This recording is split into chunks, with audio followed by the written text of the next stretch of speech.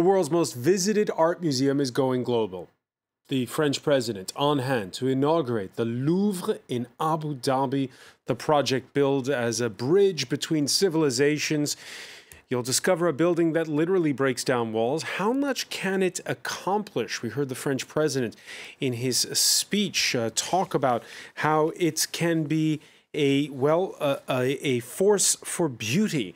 We'll also look at the Louvre brand. What are the terms of the deal with the Gulf Emirate? What does France's most visited tourist attraction contribute to art?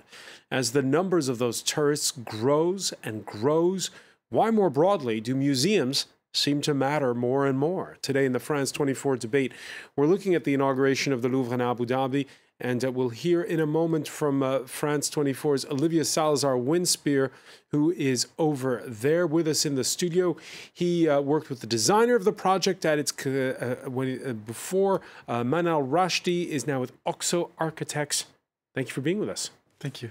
We're also pleased to welcome two art critics. One is also a curator, Selma Belazaroul. Thank you for being with us. Thank you. And Didier Rickner, who is the editor of La Tribune de l'Art, the Art Tribune, also with us. Washington Post Paris correspondent James Macaulay, just back from having me. From the Louvre in Abu Dhabi. The France 24 debate on Facebook and Twitter, the hashtag F24debate. It's a project that dates back a decade. The cost, 580 million euros, and now it's here. The guided tour, if you please, with France 24's Olivier Salazar-Winspear.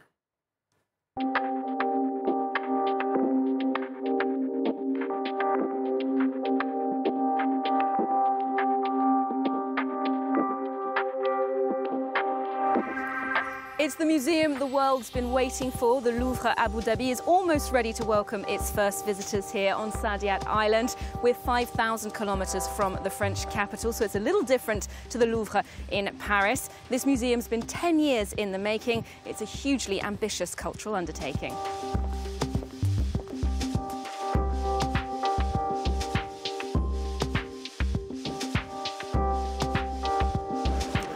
The roof is actually a dome made up of thousands of stars, which creates an amazing effect with the light.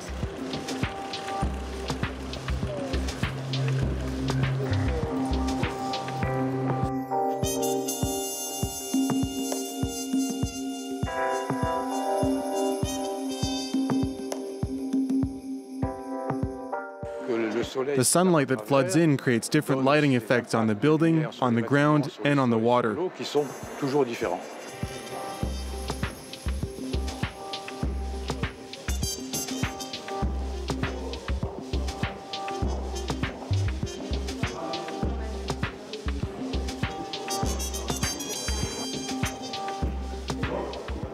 The collection here is truly universal, with artifacts from prehistoric times and also pieces of contemporary art. There are paintings from Manet, Van Gogh, and even Leonardo da Vinci. There are also some very important examples of ancient Egyptian sculpture. There are some works that are hard to loan and that are staying put. We would have loved to have certain pieces, but in reality they can't travel. At the same time, we have some surprises. Abu Dhabi really works hard to diversify its sources of revenue for the GDP, and one of the key sectors which we focus on is the tourism sector. And one of the greatest enhancements you will witness in 2017 is the inauguration of the Louvre Abu Dhabi Museum. It will attract a different kind of a visitor, but also enhance and extend the journey of your typical sort of visitor.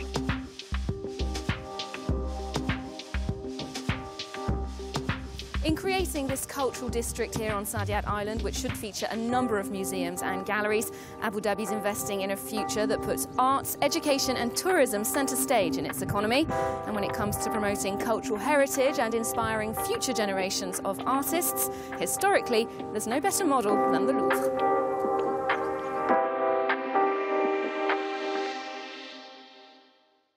And before we talk about those tourists that Olivia was describing, James Macaulay, what'd you think?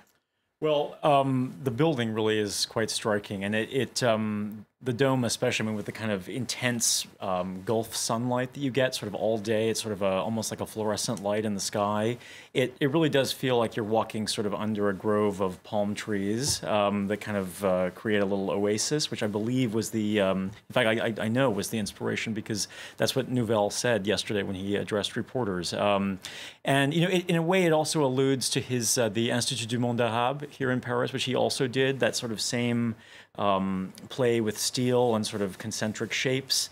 And it really is quite striking, the addition to the skyline of a city that has no shortage of cranes and new developments at the moment. So we will, time will tell sort of how it's received and how it ages and how many people come. How many people come is, of course, a question. It seems as though the tourists that we heard the minister there describe, they're expecting them to come. Tourists, not so much from the Arab world, but more from places like India and China. Yeah, I mean, that's the interesting thing about Abu Dhabi as a location for something like this, a so-called universal museum, as they have, they've been repeating. You know, this is a city of about, I think it's something like 2.8 to 3 million people. And of those, only about 550,000 are Emirati citizens. And so, you know, there's a huge expatriate population, some of whom are transient. And, you know, it begs the question is like, who exactly this museum is for, what type of audience it's really imagining, because, you know, there are sort of different groups in the community, and you wonder sort of who exactly it's being pitched to, and that I think is one of the more interesting questions at this time, because we really don't know exactly who will fill its sort of new and pristine halls at the moment. Salma Belazarul, how will this resonate throughout the Arab world, do you think? I just want to come back to, because I just read that they're expecting British and Chinese people to come to visit, because I know that British people are visiting a lot Emirates. So yeah, Dubai is what, 40 minutes away, so it's by car. So. It's a little bit longer, I think. Like so, it's a schlep to get over there. Yeah, it's very. I think it's 1 hour drive. Yeah. So it's very easy and very convenient. So. I think I want to go back, because I think the audience is a real matter now, because all the museum, and especially Western museum now, knows that the audience, for example, in France, we know that Orsay and the Louvre are expecting more a broad audience than French people or Parisian audience. Yeah, we're already getting more Chinese tourists now than, exactly. than ever before. I think that for the Louvre Abu Dhabi, it might be maybe the same. And I think it's a shame, because I think it's an opportunity to... They said that they want to cross, that they are the crossroad of the civilization between the East and the West and the South also. And I think I strongly hope that they will succeed in that, in this, I don't know, to foster all people, all audience, and all civilization. And I think for me, it's the strongest goal of a museum today. It's that. Manal Rashdi, how do you design a museum to, well, the challenges we're seeing is to get the people to come. And there's a few things architecturally that are specific. We saw the fact that there's as few walls as possible. How do you get people to come to a museum like this one?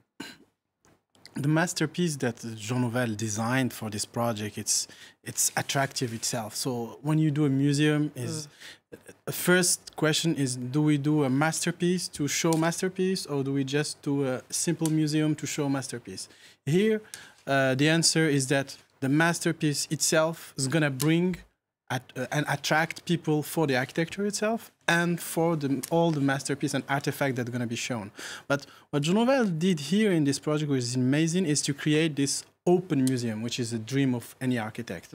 Just to create a place where there is no walls. There's just places when you can hide and protect the artifact, and everything else, it's just like, it's it's someone that understands, architect is one of the architects that understand the Arab world and how it functions. He works with the place that works with times. So when you see all this light that coming through the dome, you see the shape, the shadow. So you see the time in the space, and you can walk through like a Medina.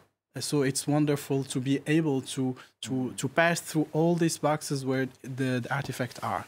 So there's a very smart understanding of how the architecture of Arab world works here. All right, so the people will come for the masterpiece itself. Didier Ricknell, very quickly, of course, there's then the works of arts that are there. In his speech, the French president said, for us, it was hard to part with some of these works. He said, parting with some of these works of arts was not easy, he said. I don't think he does care about the works of art because it was a politic project. And they had to choose some works of art, very important, like La Belle Ferronnière of Leonardo da Vinci. And there are some masterpieces. There are some works of art which are not masterpieces, and so on. I don't think it's very important for anybody because the masterpiece is the museum. I don't think if you have only these works of art, it doesn't make people come. I don't think so, because there are some masterpieces from French museums, and the works of art which have been bought for the museum are not so good. Some are good, some are not very good.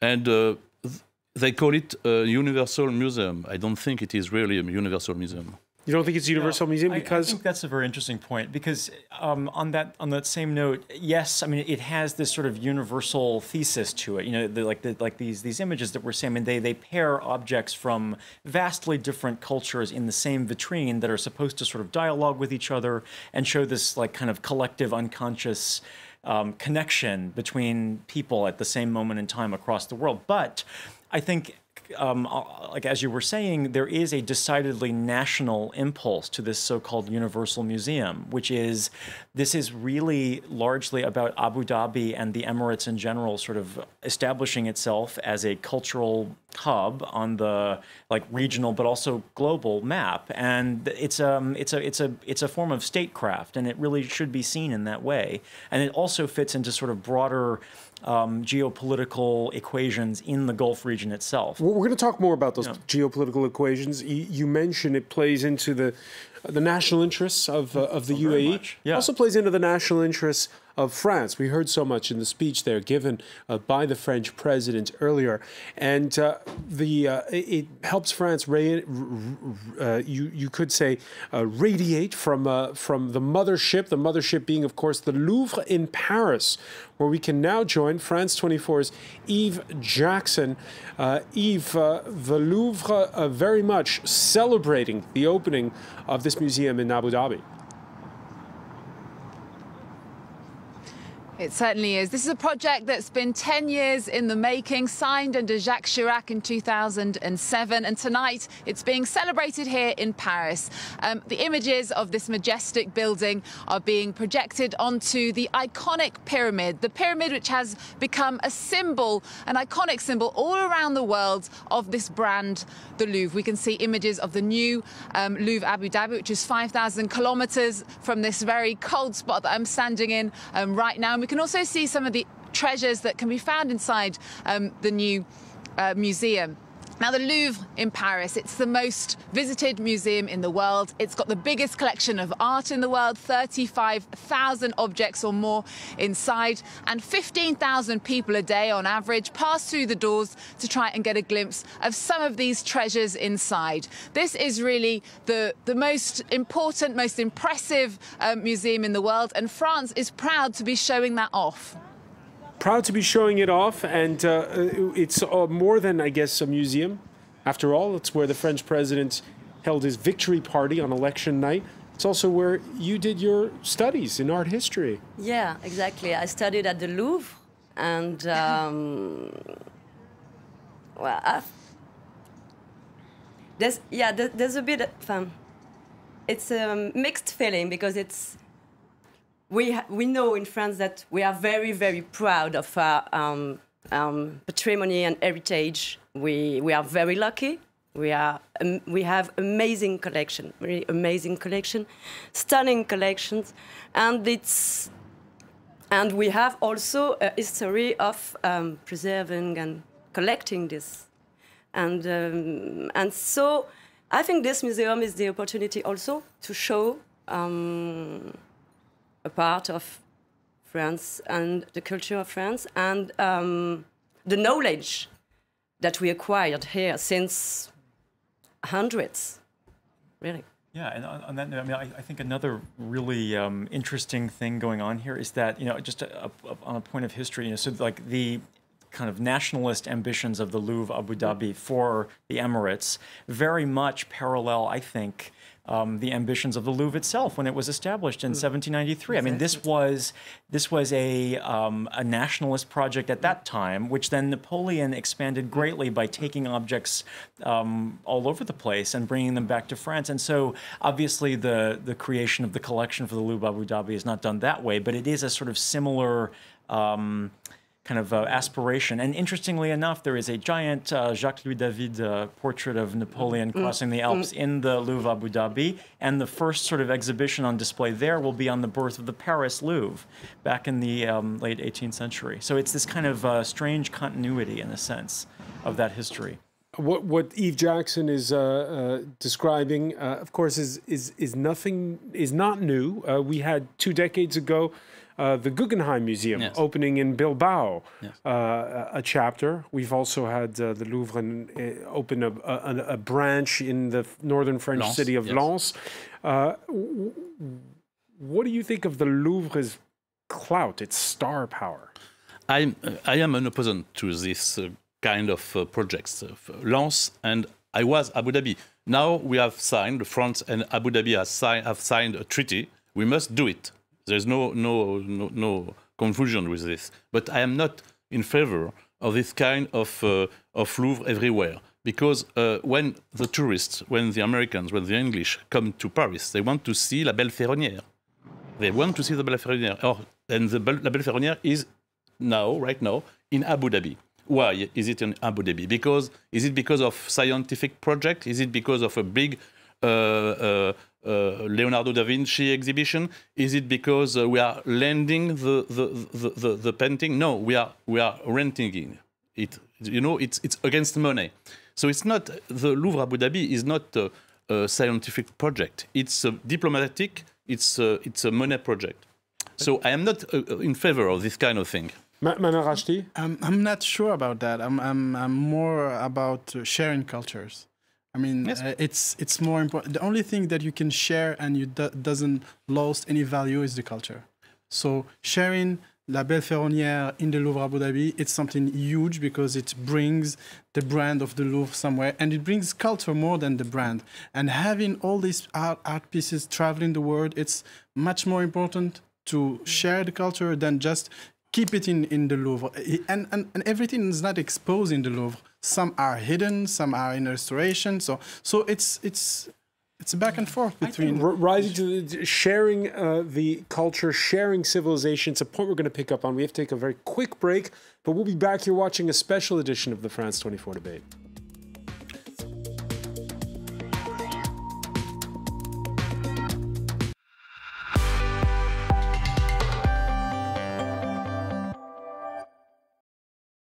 With a 6.6% growth in 2016, the Republic of Guinea is taking off thanks to its mining resources, its hydraulic and agricultural potential, its youth, and its tertiary sector.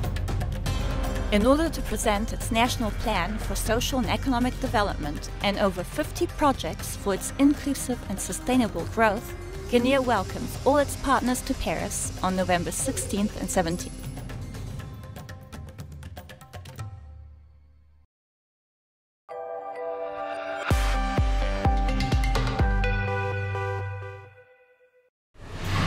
We are journalists, and normally you have to listen to us, but you have things to tell us too. Maybe you've experienced a dramatic event, or you've got something important to say. You want to make a difference. That is why we created The Observers. Now, the first step is very easy. You get in touch with our team.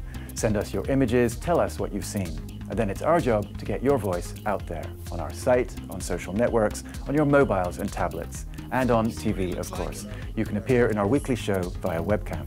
Or perhaps we'll come see you in person, where you live, in your country, your town, and we'll work together on a report for our investigative show, The Observer's Direct. So you get the idea. This show is your show, your way to get your voice out to the world.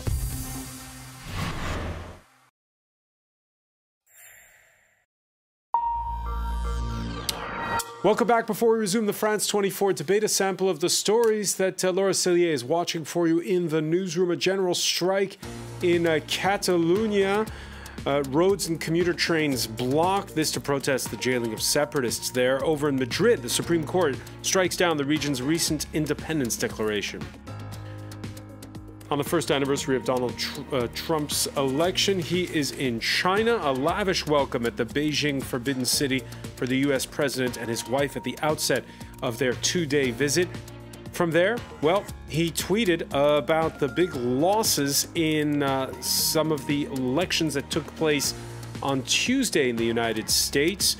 Democrats savoring big wins in swing states Virginia and New Jersey.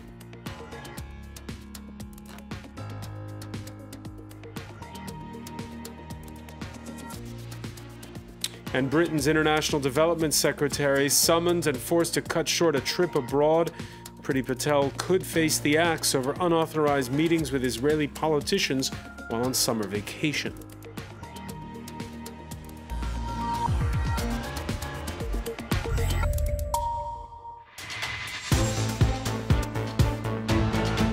Welcome back, or welcome if you're just joining us. It's a special edition of the France 24 debate, as the Louvre in Abu Dhabi is inaugurated by the French president.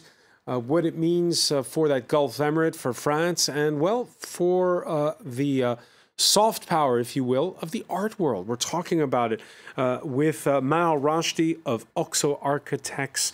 Welcome back as well to two art critics, Selma Bellazar-Ul and Didier Rickner, who is the editor of La Tribune de l'Art, the Art Tribune, and Washington Post, Paris correspondent James Macaulay, just back from the sneak peek at the Louvre in Abu Dhabi. We were talking before the break about what you can put in a museum such as this one, which is a franchise, if you will. How do you curate for audiences from the Gulf? What do you display? What do you not display in a place like Abu Dhabi? It's a France 24 report read by Emerald Maxwell. Between acquisitions and loans, the Louvre Abu Dhabi's collection has finally emerged from the sands.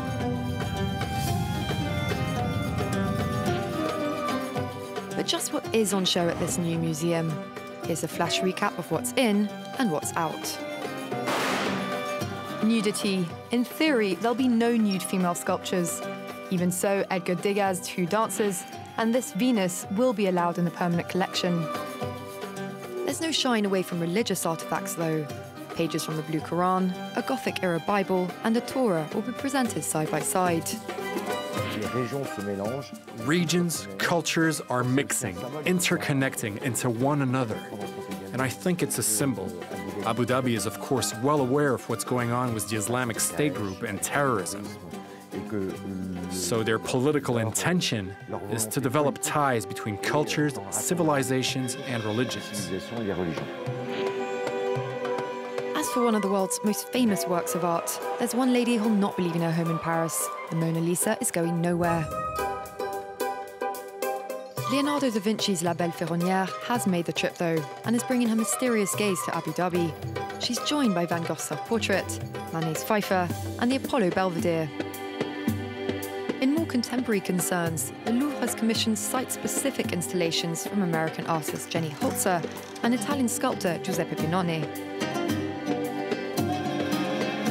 More than enough to entice future visitors. The Louvre Abu Dhabi is hoping to rally crowds to match the 8 million who visit the Louvre Paris every year. All right, before the break, Manal Rashdi saying this brings civilizations together. Didier Rickner saying, well, it's sort of piecemeal, right? Yes. That's what your complaint is. I am for the sharing. I am for the sharing. I am for lending the works of art. imagine just a museum outside of France, or a French museum, who asked to the Louvre to have La Belle Ferronnière. They would have laughed, and they would laugh. I talked with a curator yesterday, and I told him this. He said, evidently. So it's really a problem. I am in favor of sharing. The Abu Dhabi builds a museum. It's very good, and they asked to La France to lend, to have a loan from La Belle Ferronnière, and I agree completely. But it must be in a scientific point of view, and for a length which is not more than 3 or 4 months, which is usually when there is a loan between museums, it's 3 months, 4 months, not 1 year, and you don't pay money. It raises a really interesting question for me, I think, and which I kept thinking while being there of the Alice Walton Museum that opened up. I think it was in, I can't remember exactly, but something like 2012 in the U.S. in Arkansas. This was her collection, her fantastic collection of American art, some of which was some of which she purchased and brought from New York City, big urban areas, to this kind of rural enclave that's very difficult for people to get to. And here, you have a similar thing. You have these works of art like Whistler's Mother, one of the iconic pieces in the Orsay, which tourists come from all over the world to see, La Belle Ferronnière, one after the other. And what is the point of putting art on a wall in a museum? Is it for the maximum number of people to see it, or is it something else? Is it to share culture? Is it to be used in some other way? And I think that it's an interesting question to sort of decide. And here, you are taking these works to a place where fewer people will see them than in the Louvre, Paris, for instance. That's the most visited. If you want people to see the art, then the maximum number of people to see it, then the argument is to stay. But if you believe that there's some other purpose to be fulfilled, then send it. So, I don't know. It's very interesting to see how people come down on that. And which side of this argument do you come down, Selma? I think a piece of art can bring people, of course. I think if it's a strong piece of art, it can bring people. I really do believe that, because even with resource constraints and travel prices and... Have you seen the tourism today? You can see that people are traveling everywhere, and there are lots of now special art journey organized all over the world. But then people are moving 1,000 kilometers to see just one piece of art or land art. That's definitely true. But the other thing I think is that the UAE is not just anywhere, right? It's a special society with a special sort of orientation. Yeah, and some say that they're putting so much money in this project because of the rivalry with Qatar. Yes, which Qatar has been of the Gulf states the one that's been the most open to this kind of project in the past. Mm-hmm. Absolutely. And I think that there's definitely that kind of competition at play. You have Brookings in Qatar. You have an IMP design museum of Islamic art, very beautiful. So this is a sort of similar project, but also you have the competition with within the Emirates, with Dubai as well, because you have Dubai, the kind of playground in the desert, and now you have Abu Dhabi, the cultural capital, if you will, of the UAE. But those kinds of rivalries, of course, have always existed. Just look at Leonardo da Vinci doing his painting here in France, and sure. But I think I was in Abu Dhabi last year. Once you have seen the Louvre and 600 works of art, which is quick enough, and once you have seen this beautiful building, what are you going to see? I think the cultural offer right now of Abu Dhabi is very poor, even with this. Well, Manal Rashdi, if you build it, they will come? Of course. I think that there is the attraction of the masterpiece of Jean Nouvel. And also, it's a link between culture. This is the most important things here. And what's going to happen is that people's going to get to know this culture.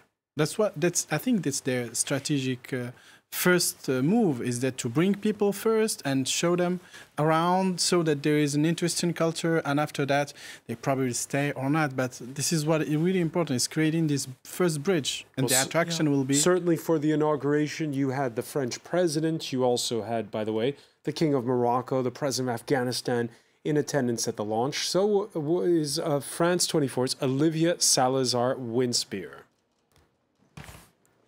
The French president has wrapped up his visit to the Louvre here in Abu Dhabi with a rousing speech celebrating the power of culture to fight the darker forces in the world. And I think everyone listening here understood those darker forces as cultural isolation and religious and political extremism. Now, he pointed out that a museum like this one and its collection really demonstrates that all world civilizations have the same origins, and indeed our major religions actually share the same roots, notably in this part of the world. He saluted his Emirati hosts for commissioning the project from the beginning and congratulated French architect Jean Nouvel for his design of the building. And he said that if there's one thing that unites the two countries this evening and everyone who worked on the project, it's a deep appreciation of beauty. France will always be at your side, as it is today, to rise to the challenge of beauty as it rises to all the other challenges we are facing. The state visit here to the UAE has a political, diplomatic and military dimension. Emmanuel Macron will be visiting the naval base here in Abu Dhabi tomorrow.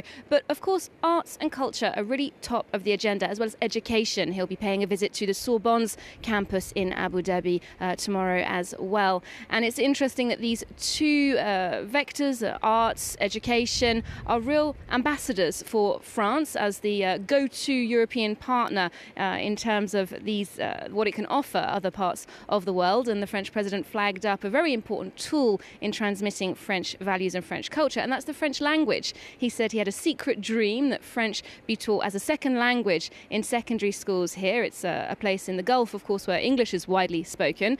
And the president said that he'd do everything he could to support achieving this goal.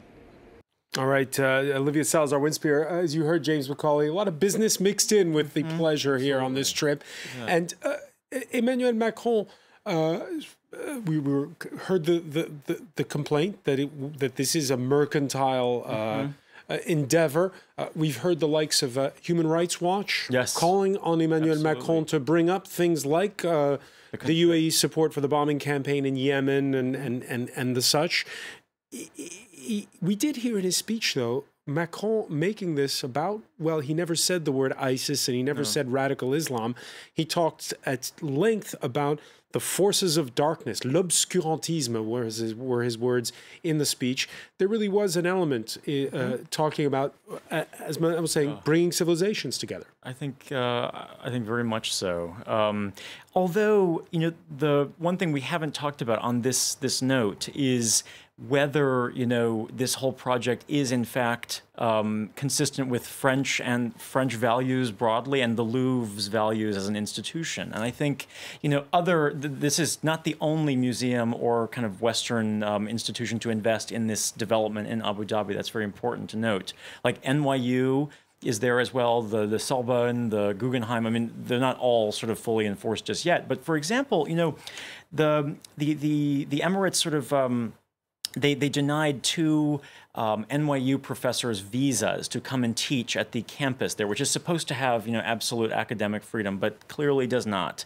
And you know, the NYU journalism school severed ties, at least it announced its intention to do so, with the university campus there, which suggests that, you know, these Western institutions don't have necessarily the same liberties that they might at home. You heard in the video just a minute ago that, you know, the Louvre maybe hasn't been subjected to censorship requirements by the Emiratis, but they have observed this sort of self-censorship in terms of like what is being put on display. And that is also a very interesting question to discuss in terms of all of this, you know, romantic talk of universality. Really, how universal is that? And again, what's fascinating, and I'm going to bring in at this point, France 24 culture editor Yves Jackson, who is at the Louvre, is, well, just how much the Louvre is, well, a branch of the state to a certain degree. It's a public museum. The head of the Louvre is a civil servant. It's different from other models for museums in other places. It certainly is. And this is France's way of showing its huge cultural bravado.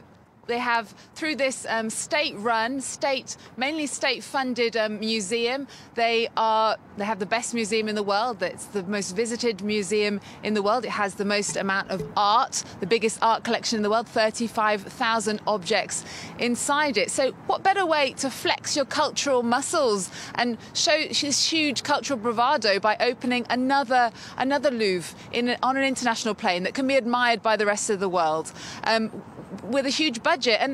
And also coming back to some of what your guests were saying earlier, one of the reasons France has done this is money. All the other European countries are cutting their cultural policy because it's a time when money is tight.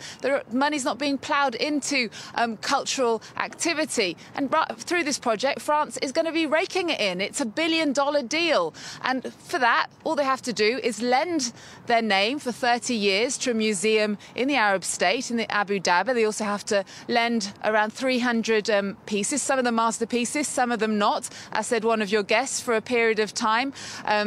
From the biggest museums around Paris. Also, they have to lend some of their artistic expertise and advice and help with special exhibitions. It's a good deal for France. Good deal for France. And I want to bring in Didier Rickner on this because, well, there's other models. For instance, we've just seen last year here in the French capital the opening of this beautiful Frank Gehry building in the Bois de Boulogne. It's a brand new museum. It's called the Louis Vuitton Foundation, and it's basically one philanthropist's whim. Nothing to see with philanthropy. I'm sorry to tell it, because there are fiscal deductions. It has tax breaks. Yes, it has been proved that with the advertisement it gets, and with the deductions it gets, it's a very good operation for Louis Vuitton. Okay. So it's not at all. So what do you think of the Louvre model as described there by Yves? I think you think it's France everywhere, we are the best, etc. But just she said that President Macron said we are going to put French language everywhere in Emirates. So when they tweet, when the Louvre Abu Dhabi tweets, he tweets in English and Arab. So where is the France? I don't know. There's plenty of French in the actual facility, though. I mean, it's English, French, and Arabic, actually. And the management. Yeah, sure. But when they tweet... And that's another very interesting point, too, is you know, for all of this talk of sort of cultural exchange, I mean, the chief curator of the Louvre Abu Dhabi at the moment is a French man, and the deputy is a Emirati woman. And they say that 50% of the employees of the museum are Emirati citizens, but we don't know if in the future, you know, an Emirati would be the head of the museum or not. So, and as has been said, you know, it's the French, the Agence France Museum, the organization that raised all of the works, that, you know, kind of decided which works to send, that is basically determining, you know, what kinds of expositions will be displayed and sort of presented. So it's a French project for the moment. A French project for the moment. How are museums more broadly changing? When you look at this one, in his speech, Emmanuel Macron mentioned how he gave a nod to, there was a very famous culture minister, who was a famous writer here in France, André Malraux, who had dreamed of the imaginary museum, a museum without walls, and these kinds of changing the way people go to the museum. Should a museum be, as was said at the, as was wondering at the outset, Didier Rickner, somewhere where it's sober so that you can just focus on the works of art? I think that what they're trying to achieve here is like the effect of Bilbao. Once you do a masterpiece, you bring people to understand it and to visit it and to access to the artwork. Okay. It's very hard to bring people to be interested to the art. So one way to do it is to create masterpieces, what Jean Nouvel did. And how to create the perfect museum is what André Malraux was saying, is like without wall, accessible to everyone. This is the aim of this museum, is to create a museum which is accessible from the sea, from the land, something that is very, very attractive, with a cultural museum, because he's creating something that's really a poetry. So it's fantastic museum. So people's gonna come to it. So I have no doubt that it's gonna bring people to it. Yves Jackson, do you have the sense that in this country the way we look at museums is changing? Well, we saw with the creation of the private venture that you just talked about, the Foundation Louis Vuitton, that there is a changing ideas when it comes to museums, because for a long time the French government fought against this private venture. There's also this feeling of a decentralization of museums. We've seen it over the past few years with the Louvre, which opened already back in 2012, an outpost in the northern French city of Lens, and the Pompidou Centre did a similar thing in Metz. So it's about turning its cultural policy away from Paris and out into the wider world. That started in France, and now we see with the Louvre Abu Dhabi, they're going onto a new international stage. Samabella Zarul, we're talking about monoliths, right? Like the Louvre or the Met in New York, these giant museums. But what about the little guys, the smaller ones? I mean, Paris has a museum for everything. There's a museum of dollhouses, a museum for stamps. I can go on. And every village and town in France seems to have a museum. They don't all do as well as the Louvre, do they? No, of course not. For most of them, they're almost dying. It's really hard to yes, to have a collection, to pay the people to work for that, and to bring people in there. You were saying that, of course, when you have masterpieces, it's very easy. People comes to you. You don't have almost anything to do. So what, it's a sign of globalization? We're in the era of mergers and acquisitions, and the bigger getting bigger and the smaller getting smaller? I think, yeah, unfortunately, I think it is actually like that, because we see that now the French state is giving less and less money. That's why we have people like Francois or Arnaud, who are building their own collection, and they are helping a lot. Museum for exhibition, for example, at the Grand Palais, at the Pompidou. When you go to an exhibition, you see since I think 10 years, but it is more and more common that you have 10 sponsors or 15 sponsors now. Didier Rignan, have you seen museum going change over the years? Oh, yes, they are changing. They are they listen more to the public. You know, they are more welcoming. I think, and but there are all kinds of museums in France. You told it. I am specialized in art museums, and there are many art museums in France everywhere who have collections which are much more important than the collection you can see in the Louvre Abu Dhabi. You must not forget this. In Orléans, in Rouen, in Montpellier, you have collections which are much bigger than this one and much important than this one. You know, so it's a pity that sometimes people don't go to the museum. It's true. There are many museums who they don't have a lot of people coming to see them, and it's a pity. But you have very important museums in France, and it's a pity. But here in the case of Abu Dhabi, right, we're talking about a museum where destined for people perhaps who don't go very often to the museum. It gives them a little sample of everything. Yes, but when they come to Paris, there are many more people in Paris who would see the works of art of the Louvre than there will be in Abu Dhabi.